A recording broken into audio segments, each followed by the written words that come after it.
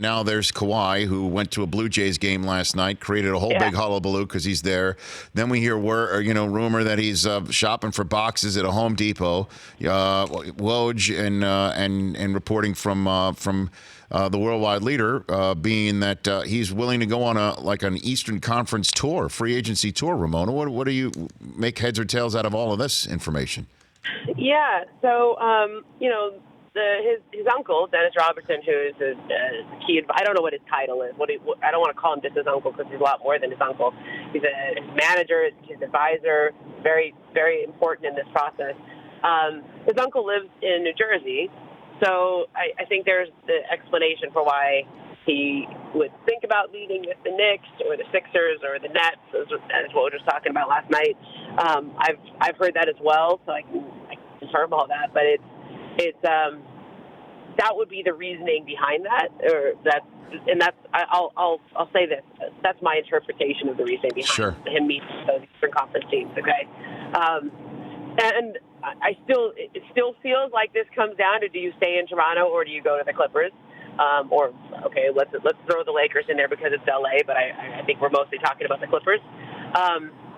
This feels like it's that decision, but look, you never know what happens when you get in the door. Like if you get a meeting, right? Like go back to Kevin Durant when he was meeting with teams in the Hamptons. Right. The team that he was really impressed with, but no one ever thought had a chance, was Boston. Remember, Tom Brady showed up at the pitch meeting, and he was really impressed with that.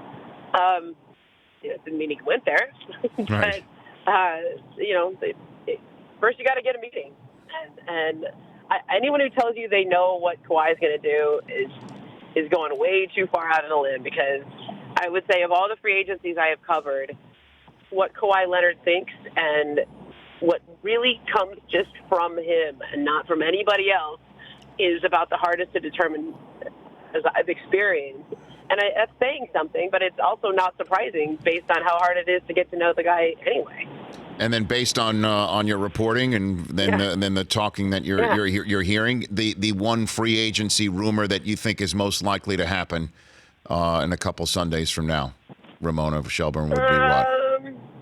I mean, it's hard when I do the likely game, right? Because it's just like who's going to win the basketball game. Right. I do put a lot of stock in the Kyrie and the Nets discussion. I feel like there's a lot there, but so I guess that would be the one. But has changed in the NBA over the last 2-3 weeks, right? It's unbelievable. Looking just a couple weeks ago, Klay Thompson had an ACL attack. Kevin Durant had his Achilles.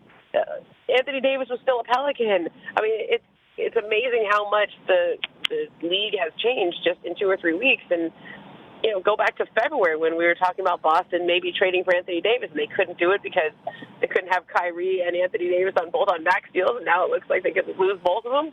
Wow. It's crazy, right? And if Kyrie goes to the Nets and somebody, last one for you, somebody that's been around these parts and locked in on these parts as long as you have, how crazy would it be if DeAngelo Russell winds back with the Lakers? How crazy would that be? I covered the DeAndre Jordan story, so nothing's crazy to me. Right. Like, DeAndre Jordan went to the Mavs and was excited and That's true. Drinking tequila shots with Mark Cuban. And then 2 days later, he was at his house, like, barricaded in. And then going back to the Clippers. I've seen a lot in this league, so nothing's crazy to me. For more of The Rich Eisen Show, tune to Audience Channel 239 on DirecTV for free on BR Live or download the Rich Eisen Show app.